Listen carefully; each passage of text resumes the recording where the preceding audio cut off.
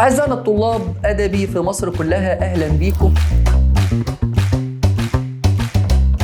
أحب أقول لكم يا جماعة وأبشركم إن محاضرة الكومبو 2 اللي بتتكلم عن درس العاصمة ودرس المقومات الطبيعية كله، اللي هو يعتبر واحد من أهم دروس المنهج، بقت دلوقتي متاحة على المنصة بتاعتنا والمنصات اللي بنشتغل معاها.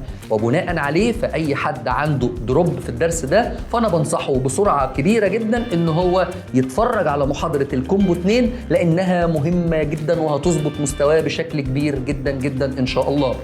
اللي عايز يشترك يبدأ ان هو يتواصل مع كل الارقام بتاعه المنصات اللي موجودة فوق هنا، وان شاء الله رب العالمين اوعدك انها هتفرق جدا في مستواك. ده غير ان الدرس ده اصلا من الدروس اللي انت هتحتاج المعلومات بتاعتها، لانها مرتبطة بكل ما هو قادم في منهج الجغرافيا السياسية.